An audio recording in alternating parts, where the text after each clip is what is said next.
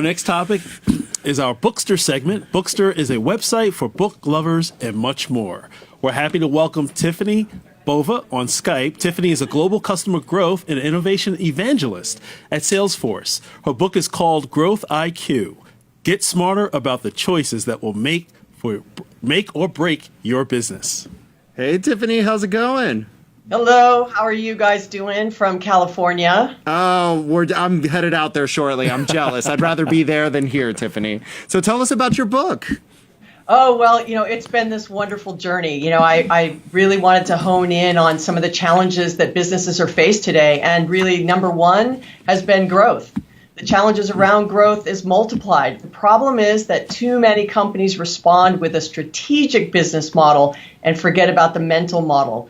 Growth strategy is a thinking game. And so this book is all about trying to help people to change their mindset about when, where, and why the decisions they make will impact growth overall.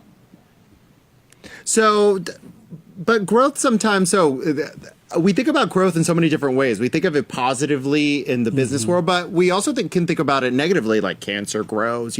Growth isn't always the best option. And a lot of companies have runaway growth. I'm sure we've all had little startups that have blossomed overnight and then can't handle their growth. So can you tell us a little bit about managing growth and how to do it properly? Yeah, it is a great question. I mean, I wish there were more companies out there that were in hypergrowth. And just to be really clear, this is about top line revenue growth for businesses.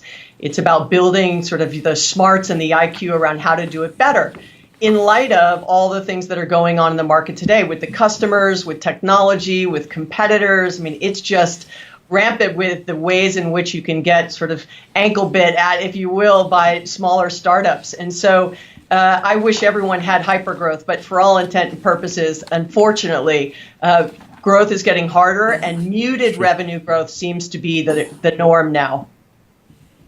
Yeah, we see that a lot, especially with established companies. We saw right now at the Fed meeting going on in Wyoming that the Fed has said that, there's more established companies now taking up a larger piece of the pie. But even their growth is threatened because, as you were saying, there's little ankle biters that are disruptive. And, there's areas that have been slower to disruption like healthcare, but there's other areas like food that have seen a lot of disruption. So let's say you're one of these established players, or let's say you're an investor looking to invest in someone like Campbell's Soup, et cetera, and they're having trouble hacking that new growth. What advice do you have for those big companies?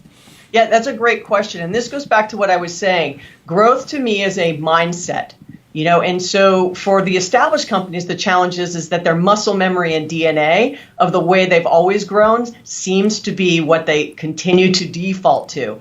This is about, let me take a moment, look through these stories of 30 companies I outline in the book, both positive decisions that people have made that have driven growth as well as negative decisions people have made when it comes to growth, and how can they apply it to their company. And you're right, the established companies have a lot more heavy lifting to do in order to change their mindset and take advantage of all the new things available to them in the market today. Technology is just one of them, but new customer segments, entirely new markets is another. And so when you're competing against companies that are just starting out, and have no sort of bad habits around growth, they're able to find these little avenues and exposures that the big companies are leaving. You could look at Red Bull going after Coke and Pepsi and completely dominating, or Uber taking taxis, or Airbnb in the hotel industry. So established companies have to be able to compete against these smaller startups that are leveraging all these new things in a new way. And that, to me, once again, goes all back to mindset, which is why I called it Growth IQ. Isn't it funny, John, though, that big companies have stuff to learn from small companies? Absolutely. We see it all the time, right? I mean, a lot of growth strategies that are employed by major companies are to acquire these startups and these small companies.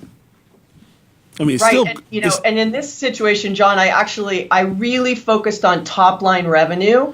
I didn't get into growth via M&A or via cost cutting. I wanted to help businesses understand how they can take the things they already have in their four walls and either make themselves smarter about it, optimize it, or think about the combination of activities that they do and the timing and sequence in which they do it, And if people understand that this is a student body left, I'm on the West Coast, or flipping over the chessboard, at the end of the day, it's how can you take the things you currently have and be smarter about how you use them and deploy them. Right. How do you build a culture of growth, organic growth in an organization, right? Because you want to make sure that all the functions within your company get these ideals and are moving in the same direction.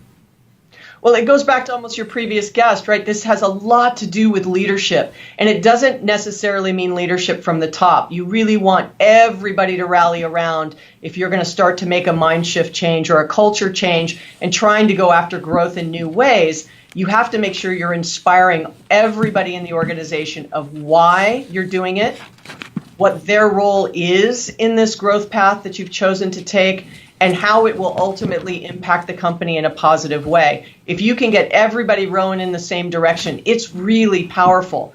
But it can't just sit at the C-suite. You have to be able to make sure that every individual contributor knows their role going forward.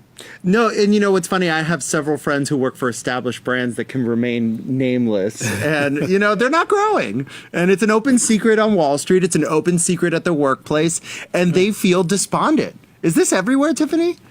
Yeah, this is what I mean.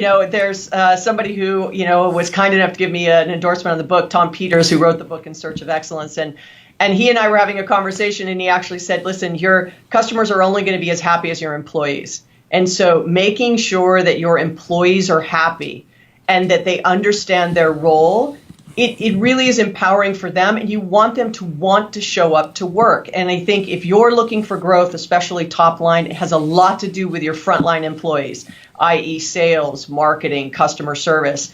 And unfortunately, those that make investments in companies tend not to focus necessarily on the how is a company going to grow. And this book is really about how companies can look for new ways in which they can acquire growth from the top line, just from the things that they have. But I couldn't agree with you more. This is a people game. This is making sure that everybody understands what it is they need to do to grow the business. Tiffany Bova, author of Growth IQ, Get Smarter About the Choices That Will Make or Break Your Business. Thank you so much for taking the time to talk to us today, Tiffany. Oh, thank you guys for having me. It was a pleasure. Have a great day. Thanks, you too.